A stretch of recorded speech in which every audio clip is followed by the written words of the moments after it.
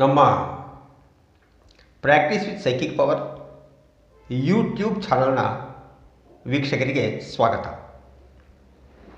ಇಂದು ನಾನು ಪ್ರಸ್ತಾಪ ಮಾಡಲಿರುವ ಅಂಶ SIR ಎಂಬ ಭೂತದ ಕುರಿತು.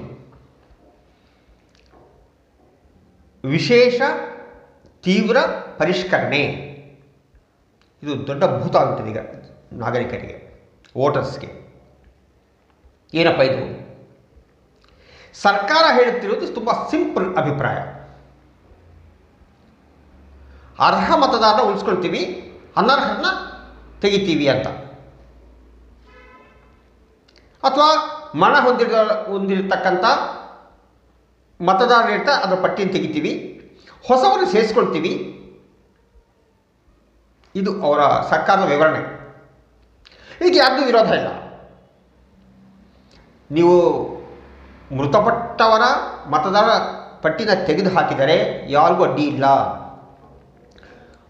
ಈಗ ವೋಟರ್ ಲಿಸ್ಟಲ್ಲಿ ಸೇರಿಸಬೇಕಾಗತಕ್ಕಂಥ ಸೇರ್ಪಡೆ ಆಗೋದಾದರೆ ನಮಗೆ ಅಭ್ಯಂತರ ಇಲ್ಲ. ಯಾಕೆ ಅಭ್ಯಂತರ ಇರ್ತದೆ? ಹೋಗಿ ಅಭ್ಯಂತರ ಇಲ್ಲ. ಮತ್ತು ಅಭ್ಯಂತರ ಎಲ್ಲಿದೆ? ಯಾರು ಹೆದರ್ತಿದ್ದಾರೆ? ಸಮಾಜ ಒಂದು ಅಲ್ಲೋಲ ಕಲ್ಲೋಲಾಗ್ತಿದೆ. ಯಾಕೆ? SIR ಅಂದ್ಕೊಂಡು ಹೆದರ್ತಿದ್ದಾರೆ. ಯಾಕೆ? ನೀವು ಹೆದರ್ಸ್ತಾ ಇದ್ದೀರಾ. ಜನ ಹೆದರ್ತಾ, ನೀವು ಹೆದರ್ಸ್ತಾ ಇದ್ದೀರಾ. ಏನು ಹೆದರ್ಸ್ತಾ ಇದ್ದೀರಾ? 2002ರಲ್ಲಿ ಇರ್ತಕ್ಕಂಥ ಮತಪಟ್ಟಿಯಲ್ಲಿ ಏನು ಹೆಸರಿರ್ತದೋ ಹಾಗೆ ಇರಬೇಕು. ಯಾಕಿರಬೇಕು ಹಾಗೆ? ತಪ್ಪಿದೆ ಸ್ಟಡಿ ಮಾಡಿ ತೆಗೆಯೋದು ಯಾಕೆ ನೀವು? ತಪ್ಪಿದೆ ಸರಿ ಮಾಡಿ. ಒಂದು ಅಕ್ಷರ ತಪ್ಪಿದೆ, ಒಂದು ಸ್ಪೆಲ್ಲಿಂಗ್ ಮಿಸ್ಟೇಕ್ ಇದೆ, ಸರಿ ಮಾಡಿ. ನೀವು ತೆಗೆಯೋದು ಯಾಕೆ? ಯಾರು ಅಧಿಕಾರ ಕೊಟ್ಟಿದ್ದಾರೆ? ತೆಗಿಬೇಕಂತ ಅಧಿಕಾರ ಯಾರು ಕೊಟ್ಟಿದ್ದಾರೆ? ಈ ದೇಶದಲ್ಲಿ ಹುಟ್ಟಿರ್ತಕ್ಕ ಪ್ರತಿ ನಾಗರಿಕನಿಗೆ ಹಕ್ಕಿದೆ, ಮತ ಚಲಾಯಿಸೋದು ಹಕ್ಕಿದೆ. ಒಂದು ಕಾರ್ಡ್ ಬೇಕಷ್ಟೇ ಹೋಗಿ ಹಾಕಲಿಕ್ಕೆ. ಅಷ್ಟು ಬಿಟ್ಟರೆ ತೆಗಿತೀವಿ ಅಂತ ಹೇಳಿದ್ರೆ ನಿಮ್ಗೆ ಅಧಿಕಾರ ಇಲ್ಲ. ಸರ್ಕಾರಕ್ಕೆ ರಾಜ್ಯಾಂಗ ವಿರೋಧಿ ಚಟುವಟಿಕೆ ಇದು. ನೀವೊಂದು ಸಿಂಪಲ್ ಆಗಿ ಹೇಳ್ತೀನಿ. ನನಗೆ ಒಂದು ರೇಷನ್ ಕಾರ್ಡ್ ಬೇಕು, ಒಂದು BPL ಕಾರ್ಡ್ ಬೇಕು ಅಂತ ಇಟ್ಕೊಳ್ಳಿ, ನನಗೆ ಬೇಕು. ಆಗ ಸರ್ಕಾರ ಅಧಿಕಾರ ಪರಿಶೀಲನೆ ಮಾಡ್ತಾರೆ. ಈತನಿಗೆ ನಿಜವಾಗಲೂ ಆರ್ಥಿಕವಾಗಿ ಸದೃಢನಲ್ಲವೇ, ಇವರು ಮನೆ ಇಲ್ವಾ, ಕಾರ್ ಇಲ್ವಾ, ಅಥವಾ ಇದರ ಎಂಪ್ಲಾಯಿನಾ, ಇನ್ಕಮ್ ಎಷ್ಟು ಅಂತ ನೋಡ್ತಾರೆ. BPL ಕಾರ್ಡ್ ಕೊಡ್ತಾರೆ. ಅದಕ್ಕೆ ನನ್ನ ಒಪ್ಪಿಗೆ ಇದೆ. ಅದು ಅರ್ಹತೆ ಇರ್ತಕ್ಕಂಥ ಅವರಿಗೆ ರೇಷನ್ ಕಾರ್ಡ್ ಬೇಕು, BPL ಕಾರ್ಡ್ ಬೇಕು, ಒಪ್ಕೊಂಡೆ. ನನಗೆ ಡ್ರೈವಿಂಗ್ ಲೈಸೆನ್ಸ್ ಬೇಕು. ಅವಾಗ ಏನು ಮಾಡ್ತಾರೆ ಸರ್ಕಾರ? ನಾನು ಡ್ರೈವಿಂಗ್ ಚೆಕ್ ಮಾಡ್ತಾರೆ. ಫಸ್ಟ್ LLR ಬೇಕು, ಡ್ರೈವಿಂಗ್ ಟೆಸ್ಟ್ ಬೇಕು, ಆಮೇಲೆ ಇಶ್ಯೂ ಮಾಡ್ತಾರೆ. ಅದಕ್ಕೆ ಬೇಕೆಲ್ಲ ನಿಯಮಗಳು. ಒಪ್ಕೊಂಡೆ ನಾನು. ಸರ್ಕಾರ ಏನು ಮಾಡೋದು ವಿರೋಧ ಇಲ್ಲ. ಒಂದು ಕ್ಯಾಸ್ಟ್ ಸರ್ಟಿಫಿಕೇಟ್ ಬೇಕು. ಅವ್ರು ಕೇಳ್ತಾರೆ, ನಿಮ್ಮ ಅಪ್ಪ ಯಾಕೆ ಅಷ್ಟು, ನಿಮ್ಮ ಅಮ್ಮ ಯಾಕೆ ಅಷ್ಟು, ಸರಿ ನೀ ಏನು ದಾಖಲೆ, ಅದು ಓದ್ತಿದ್ಯಾ, TC ತಗೊಂಬಾ, ನೀವು ಕ್ಯಾಸ್ಟ್ ಏನು, ಅದು ಸರಿ. ಮತದ ವಿಚಾರ ಆ ಥರ ಬರಲ್ಲ, ಓಟ್ ವಿಚಾರ ಆ ಥರ ಬರಲ್ಲ. ನಾನು ಈ ದೇಶದ ನಾನು ಈ ದೇಶದ ನಾಗರಿಕ, ನಾನು ಭಾರತೀಯ. ತಪ್ಪಿದ್ದರೆ, ಹೆಸರು ತಪ್ಪಿದ್ದರೆ ಸರಿ ಮಾಡೋ ಜವಾಬ್ದಾರಿ ನಿಮ್ಮದು, ಮತದಾರದ ಅಲ್ಲ. ನೀವು ಹೆದರ್ಸ್ತಿದ್ರೆ ಹೇಳ್ತೀರಿ. ಎಲ್ಲಿ ಹೆದರ್ಸ್ತಿದ್ರಿ ಗೊತ್ತಾ? ನೀವು ಫಿಲಪ್ ಮಾಡ್ಕೊಳ್ಬೇಕು ಫಾರ್ಮನ್ನು. ನಂಬರು ಬರ್ತಾರೆ. ತಪ್ಪಿದ್ರೆ ಮತ್ತೆ ನಿಮ್ಮ ತೆಗಿತೀವಿ, ಮತ್ತೆ ನೋಟಿಸ್ ಕೊಡ್ತೀವಿ. ಇದು ತಪ್ಪು. ಈ ದೇಶದ ನಾಗರಿಕ ಟ್ಯಾಕ್ಸಿಂದ ಈ ಇಡೀ ಅಧಿಕಾರಿ ವರ್ಗ ಬದುಕ್ತಿರೋದು, ಅವರ ಬೆವರಿನಿಂದ ಬದುಕ್ತಿರೋದು, ಅವರ ರಕ್ತದಿಂದ ಬದುಕ್ತಿರೋದು. ಈ ರಾಜಕಾರಣಿಗಳು ಮಜಾ ಮಾಡ್ತಿದ್ರಲ್ಲ, ಇವ್ರ ದುಡ್ಡು ಅದು. ಈ ಟ್ಯಾಕ್ಸ್ ಬೇಸ್ ದುಡ್ಡು ಅದು. ಭ್ರಷ್ಟಾಚಾರ ಮಾಡ್ತಿದ್ರಲ್ಲ, ಕೋಟಿಗಳು ದಾಳಿ ಮಾಡ್ತಿದ್ದಾರಲ್ಲ, ಇವರು ದುಡ್ಡದು. ಆ ಕಾರಣದಿಂದಾಗಿ ಇವರನ್ನ ಅರೆ ತಪ್ಪಿದ್ದರೆ ಸ್ಪೆಲ್ಲಿಂಗ್ ಮಿಸ್ಟೇಕ್ ಇದೆ ಮತ್ತೆ ಸರಿ ಮಾಡಿ, ನಮ್ಗೆ ಅಭ್ಯಂತರ ಇಲ್ಲ. ನೀವು ಸರಿ ಮಾಡ್ತೀವಿ, we have to cooperate with you, we will cooperate. ನಾವು ಸಿದ್ಧವಾಗಿದ್ದೀವಿ. ಯುದ್ಧ ಯಾಕೆ ಮಾಡ್ತೀರೋ? ಏನು ಆ ಪಕ್ಷದವರು ಅವ್ರಿಗೆ ಟ್ರೈನಿಂಗ್ ಕೊಡ್ತಾರೆ, ಈ ಪಕ್ಷದವರು ಇನ್ನೊಬ್ಬರಿಗೆ ಟ್ರೈನಿಂಗ್ ಕೊಡ್ತಾರೆ. ಹಂಗೆ ಯಾಕೆ ಭೂತ ಹಾಕಿ ಬಿಡ್ತಾ ಇದ್ದೀರಿ? ನೀವು ಹಿಂದಕ್ಕೆ ತಗೋಬೇಕು ಈ ಮಾತನ್ನ. ಮತ ಏನು ಅರ್ಹತೆ ಇದ್ದರೆ ತೆಗಿತೀವಿ ರೀ. ಅರ್ಹತೆ ಏನು? ಒಂದೇ ಪ್ರಶ್ನೆ ಕೇಳ್ತಾರೆ. ಅರ್ಹತೆ ಅಂದರೆ ಏನು? ಒಬ್ಬ ವ್ಯಕ್ತಿ ಈ ದೇಶ ಅಲ್ಲದಿದ್ದರೆ ಅವನಿಗೆ ಅರ್ಹತೆ ಇಲ್ಲ. ಮತ್ತು ಅಂತ ತೆಗಿ ನಾವು ಬಂದಿರಲ್ಲ. ಈ ದೇಶದ ನಾಗರಿಕರು ಅಲ್ಲದೆ ಇರ್ತಕ್ಕಂಥ ವ್ಯಕ್ತಿಗಳನ್ನ ನೀವು ಒಂದು ಹೊರಗಾಗ್ರಿ, ಕೇಸ್ ಆಗಲಿ, ಏನಕ್ಕೆ ಮಾಡ್ಕೊಳ್ರಿ. ಯಾರು ಅಡ್ಡಿಪಡಿಸಿದ್ರೆ ನಿಮ್ಮನ್ನು? ನೀವು ಬೇರೆದವ್ರು ಯಾರು? ಫಾರ್ ಎಕ್ಸಾಂಪಲ್ ಹೇಳ್ತೀನಿ ನಿಮಗೆ, ಈ ಹಿರಿಯೂರು ಕ್ಷೇತ್ರದಲ್ಲಿ ಒಂದು 2,50,000 ಜನ ಅಂತ ಇಟ್ಕೊಳ್ಳಿ, ಮತದಾರ ಅಂತ ಇಟ್ಕೊಳ್ಳೋಣ. 10 ಜನ ತೋರಿಸ್ತೀರಿ ನೀವು ಅಂಥವ್ರನ್ನ? ಜಾಸ್ತಿ ಬೇಡ, 10 ಜನ. 2,50,000 ಜನ ಮತದಾರರಲ್ಲಿ ಬೇರೆ ದೇಶದಿಂದ ಬಂದಿರತಕ್ಕಂಥ ವ್ಯಕ್ತಿಗಳಲ್ಲಿ 10 ಜನ ನೀವು ತೋರಿಸ್ತೀರಾ? ಇದ್ರೆ ಕರ್ಕೊಂಡ್ಬಿಡಿ, ಜೈಲಿಗೆ ಹಾಕಿ, ಕೇಸ್ ಹಾಕಿ, ನನಗೆ ಅಡ್ಡಿ ಇಲ್ಲ. ನಮ್ಮ ಆಕ್ಷೇಪ ಇಷ್ಟೇ, ನೀವ್ಯಾರು ನಮ್ಮ ವೋಟರ್ನ ರೆಸ್ಟೆಂಟಿಗೆ ನೀವ್ಯಾರು?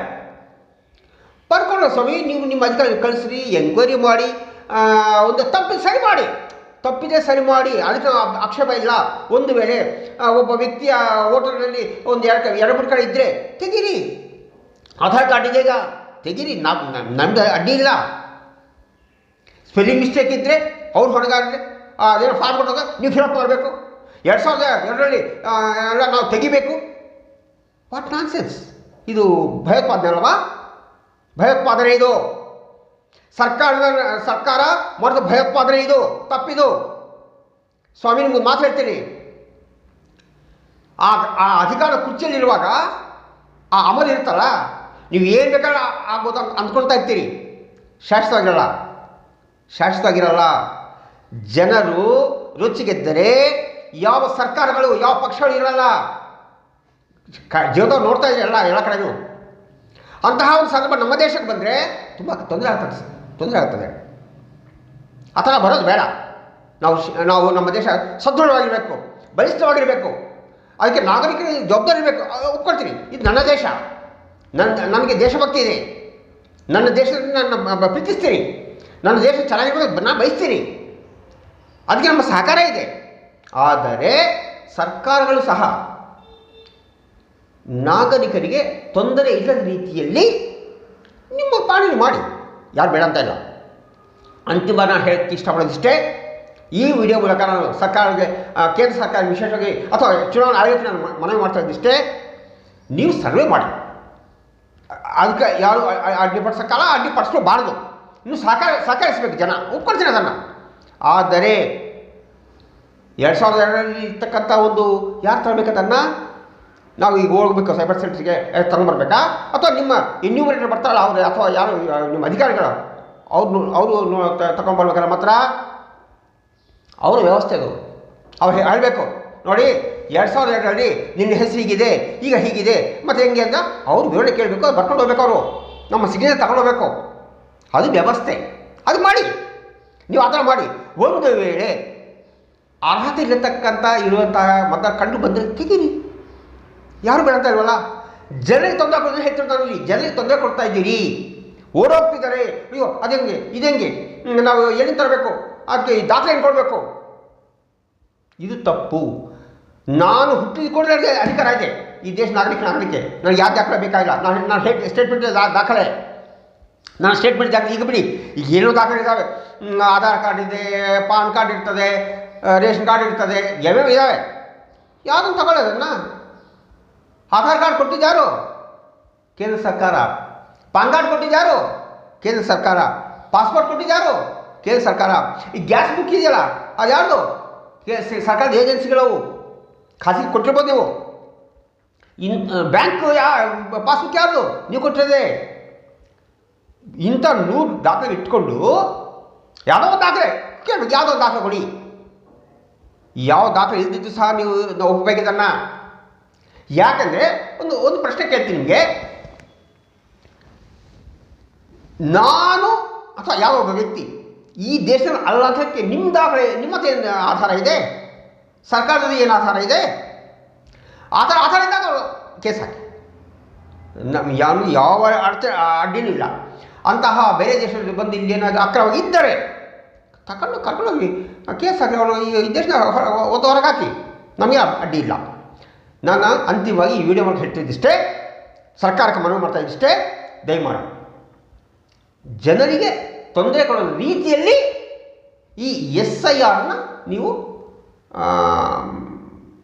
ನಿಮ್ಮ ಕೆಲಸ, ನಿಮ್ಮ ಕರ್ತವ್ಯ ಮಾಡಿ ಅಂತ ವಿಶೇಷವಾಗಿ ಜನರ ಪರವಾಗಿ ನಾನು ಸರ್ಕಾರಕ್ಕೆ ಮನವಿ ಮಾಡ್ತಾಯಿದ್ದೀನಿ. ಚುನಾವಣಾ ಚುನಾವಣಾ ಆಯೋಗದ ಆ ಒಂದು ಅಧಿಕಾರಿಗಳೇ ನೀವು ವಿಶೇಷ ತರಬೇತಿ ಕೊಟ್ಟು ಕಳಿಸ್ರಿ. ಜನರ ಮೇಲೆ ಜವಾಬ್ದಾರಿ ಹಾಕಕ್ಕೆ ಹೋಗಬೇಡಿ ದಯಮಾಡಿ. ಯಾಕಂದರೆ ಯಾರು ಜನ ಅಷ್ಟು ಬುದ್ಧಿವಂತರಿಲ್ಲ.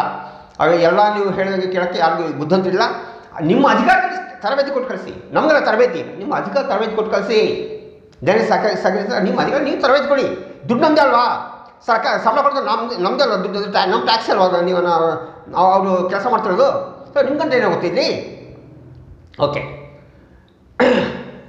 ಜನರು ಈ ಕುರಿತು ಹೆದರ್ಕೊಳ್ಳೋ ಅಗತ್ಯ ಇಲ್ಲ ಅಂತ ಮನವಿ ಮಾಡುತ್ತಾ, ಈ ವಿಡಿಯೋ ನಿಮಗೆ ಇಷ್ಟವಾಗಿದ್ದಲ್ಲಿ ಸಬ್ಸ್ಕ್ರೈಬ್ ಮಾಡಿ, ಕಾಮೆಂಟ್ ಮಾಡಿ, ಶೇರ್ ಮಾಡಿ, ಲೈಕ್ ಮಾಡಿ. ವಂದನೆಗಳು.